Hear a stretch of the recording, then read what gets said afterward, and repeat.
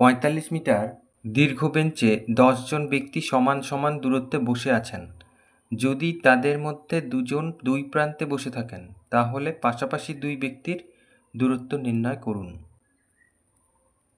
তাহলে এখানে আমাদের একটু বোঝার ব্যাপার রয়েছে।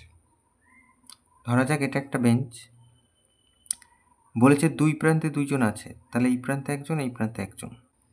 তাহলে এই মাঝামাঝি দূরত্বে ৮ জন রয়েছে। তাহলে ১, ২, ৩, ৪, ৫, ৬, ৭, ৮।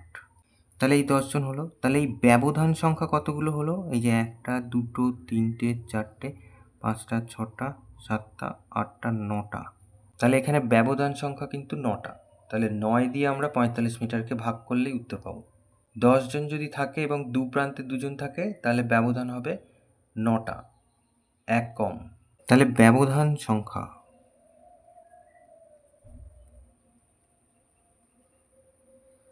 সমান সমান এই যে ১০ ছিল তার থেকে ১ বাদ, তার মানে ৯টি। এখানে ১০ জনের জায়গায় যাই সংখ্যা থাকুক না কেন এবং দুই প্রান্তে যদি দুইজন থাকে, তাহলে ব্যবধান সংখ্যা ১ কম হবে। এখানে যদি ১৫ থাকতো তাহলে ১ কম ১৪ হতো ব্যবধান সংখ্যা। এখানে যদি ২০ থাকতো তাহলে ১ কম ১৯ হতো ব্যবধান সংখ্যা। তাহলে এখানে ব্যবধান সংখ্যা পেলাম ৯টি। তাহলে অতএব এখানে কিন্তু ব্যবধান সমান সমান।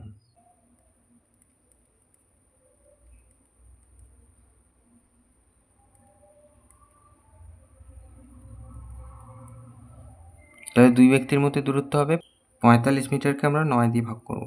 তাহলে ৫ মিটার। এটা হচ্ছে উত্তর।